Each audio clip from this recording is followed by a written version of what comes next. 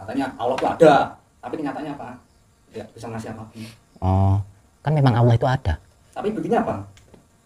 Saya sholat 5 waktu setiap hari, tapi kenyataannya teman-teman saya udah udah punya rumah, bisnisnya udah lancar, tapi kenyataannya saya masih miskin. Terus sarannya Mbahnya suruh apa, Mbah? Saya suruh beli kambing hitam sama ayam cemani bawa sini. Buat apa itu, Mbah? Buat umbal.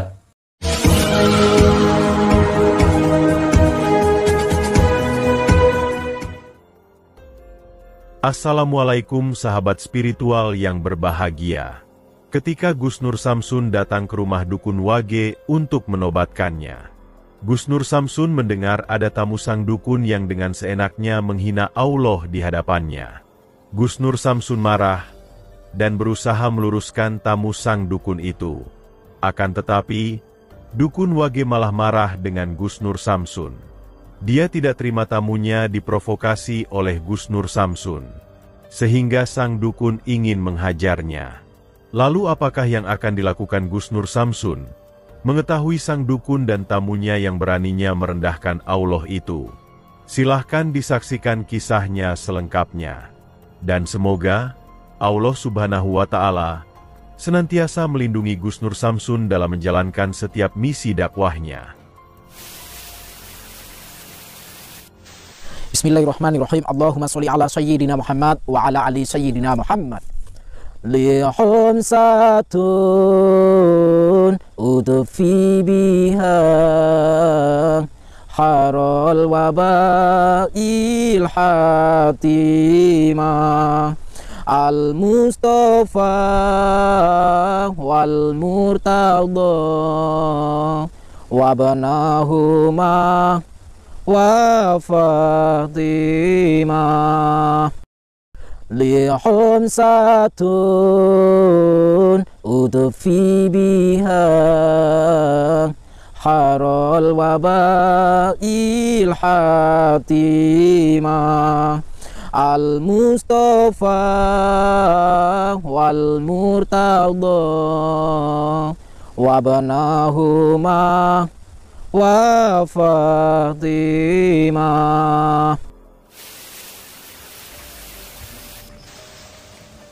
Nuwun. Monggo. Saya itu terus sembahyang terus waktu. Tapi kenyataannya apa? Saya masih ada miskin, Mbak.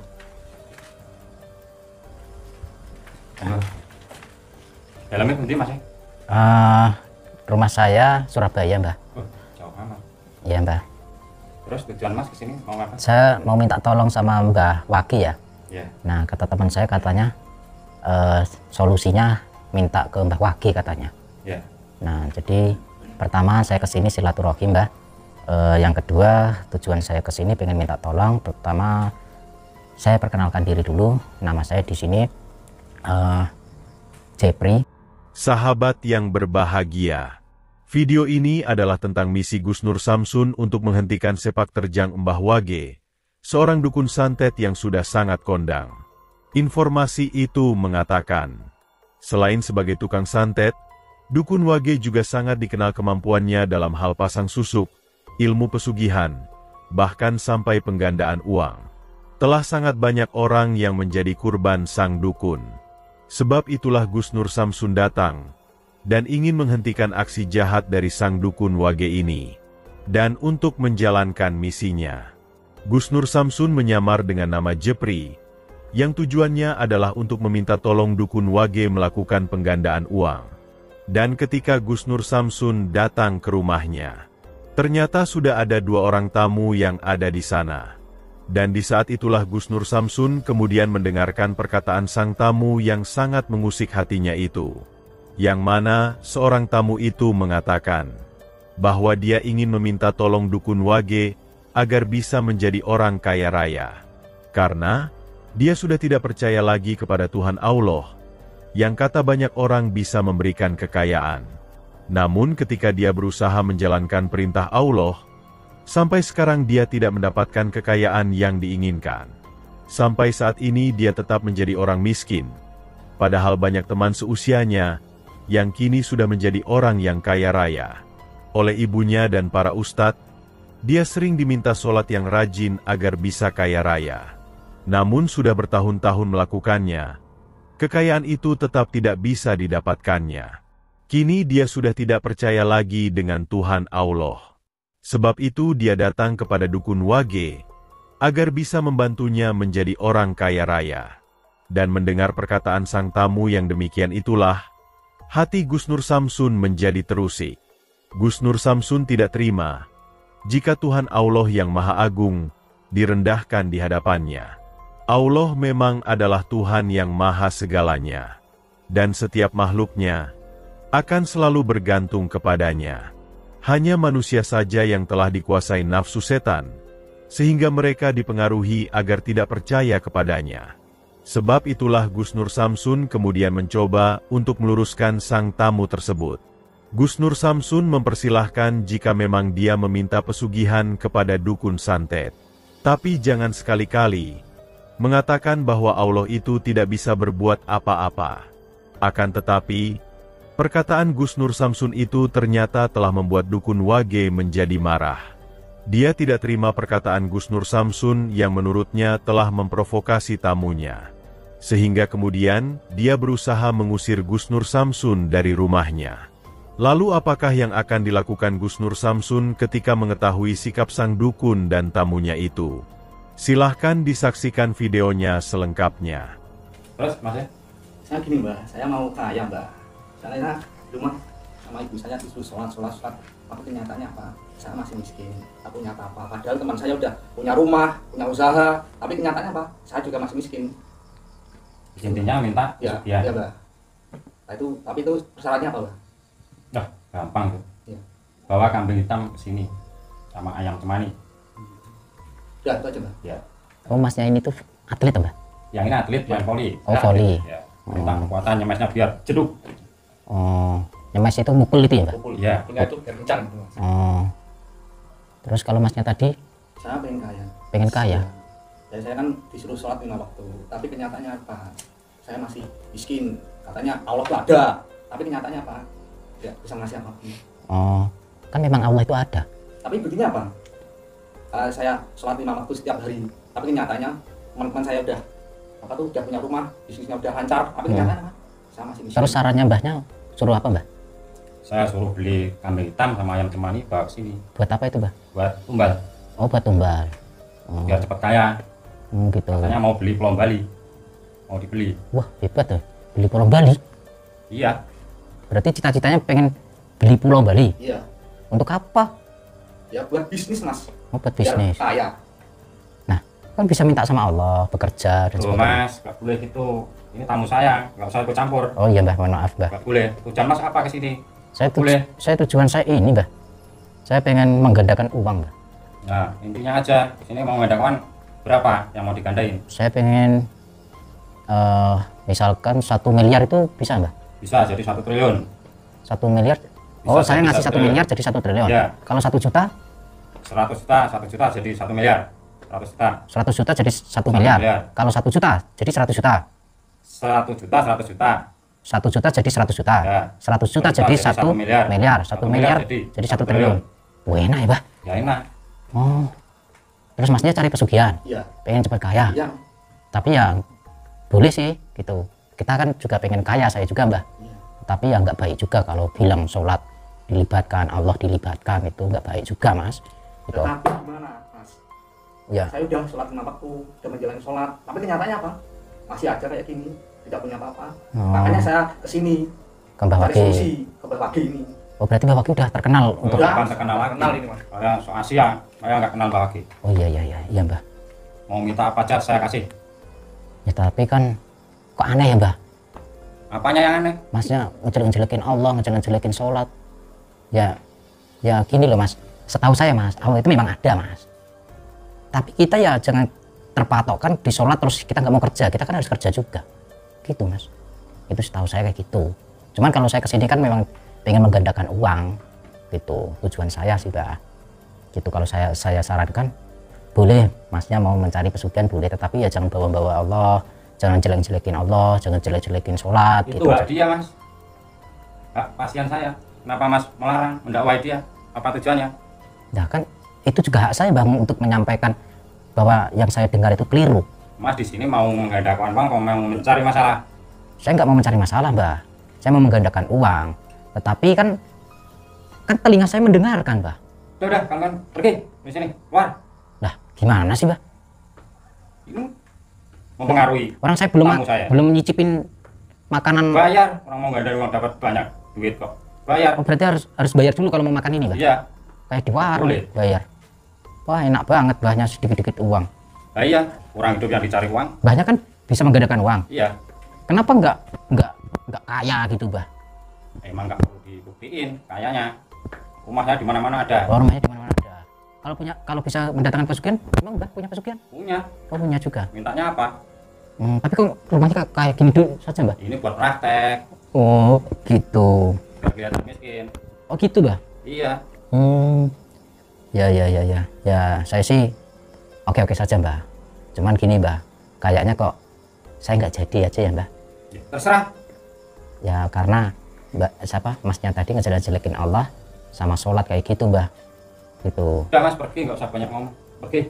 Ya, saya kan punya niat lain lagi, Mbah. Ngapain saya disuruh pergi? Kan saya belum selesai, Mbah. Kok saya diusir? Ya udah, mau ngomong apa? Ya, saya mau ngomong gini. Saya boleh minta ngomong sama mereka, Mbah? Silakan. Mas, Ya. pesan saya, apa yang dikatakan orang tua itu ikutin aja, Mas. Tapi harus usaha kerja.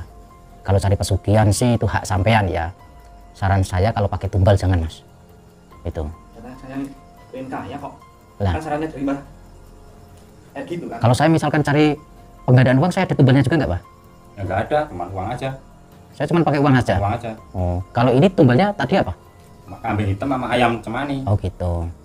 Terus kok melibatkan Allah juga segala dan menjelek-jelekan Allah. Sampai pengen tahu Allah di mana tuh? Ya, saya pengen tahu. Tapi saya bisa menunjukkan kok di sini. Mana buktinya? Ya, tapi mbahnya gimana ini, Mas? Udah Mas, pergi aja. Ya, kenapa saya disuruh pergi, Mbah? Nggak usah provokasi tamu saya. Ya, saya kan nggak memprovokasi, Mbah. Saya cuma ya mengingatkan saja, Mbah. Kan mereka juga harus perlu diingat. Mau ngajak berantem. Ya, Mau lagi. saya nggak ngajak berantem, Mbah. Buat apa sih berantem? Nggak Begitu baik. terus. Ya karena salah, Mbah. Salahnya di mana? Salahnya jelek-jelekin Allah. Malah cari pesugihan aja. Nggak usah jelek-jelekin Allah. Mau nyoba? Mau nyoba lagi? Loh, saya nggak mau nyoba, Mbah. Tetapi banyak kalau menantang saya ladeni. Memang saya takut, Mbah. Hah? Apa ini? Dulu.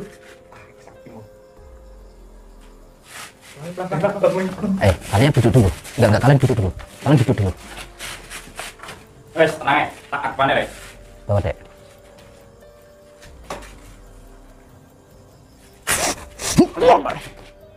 Apa? Sampai itu perlu tak ingatkan, Mbah. Hebat. Nggak Hebat, bener. Mbah. Nggak, sampai itu nggak bener. Saya kan datang. Di mana? Lah, ada di depan matamu. Ada suara menjelek-jelekan Allah. Kenapa nggak diingatkan? Saya nggak kenal Allah. Allah. Astagfirullahaladzim. Sampai nggak kenal sholat juga? Apa itu sholat? Terus sampai kenal apa? Ritual. Pasti. Ingat, Mbah. Ingat. Banyak ngomong.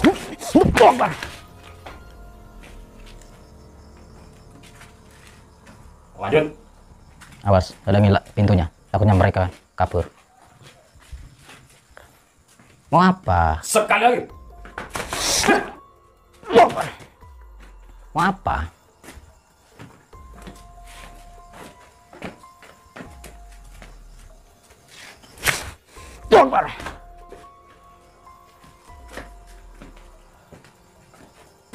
Masih kurang puas. Kurang. Satu lagi.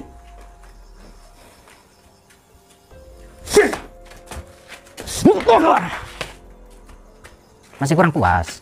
Hah? Orang di depan matamu menjelek-jelekan Allah, sampean malah Bodoh amat. mana ada amat bodoh, amat sekarang udah pinter. Amat bodoh. Sampean harusnya sampean itu ingat, Mbah. Eleng. Gitu loh.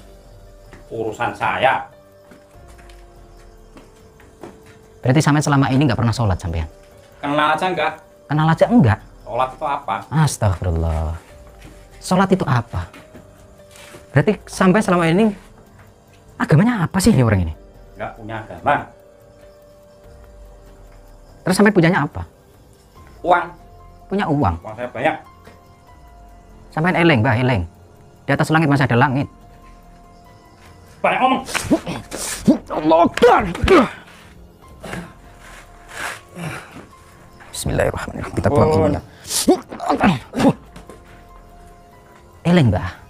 Sampai sudah keblinger, sampai sudah salah. Mungkin selama ini nggak ada orang yang menyiksamu. Lemas aku. Lemas aku. Ampun. Kalian kesini semua. Kesini kalian. Ampun. Dari mana kalian sebenarnya? Saya dari Rembang, Mbah. Dari Rembang. Jangan panggil saya Mbah. Saya bukan dukun di sini. Yang dukun dia. Suruh duduk dia. Kalau enggak kalian saya antam. Ini dukun yang kalian banggakan. Duduk kalian bertiga. Kalian kayak gini, membanggakan diri kalian. Sekarang saya mau tanya sama sampean. Kamu diam aja, nggak usah cerewet. Hah? Orang kamu juga kalah kok. Jangan sok sakti. Jangan sok hebat. Apa yang kalian miliki itu sesungguhnya milik Allah. Kalian itu nggak boleh merasa memiliki. Nggak boleh merasa memiliki. Sekarang saya mau tanya. Orang tuamu mengajarkanmu untuk sholat. Iya. Orang tuamu kiai Iya. atau apa? Orang tua saya yang kiai. Kiai. Iya. Kenapa kamu kayak gini dengan orang tuamu kiai? Padahal kan saya udah menuruti kemauan orang tua saya, suruh sholat 5 waktu, suruh mengamalkan ibadah. Tapi kenyataannya apa? Saya masih miskin dan saya diajak sama teman saya udah pada kaya semua, istrinya banyak, punya rumah, tapi kenyataannya Pak, saya masih miskin. Makanya saya pengen kaya. Begini, Mas. Ya. Eleng, apalagi sampean mengatakan tadi di sana Ya. bahwa mana Allah?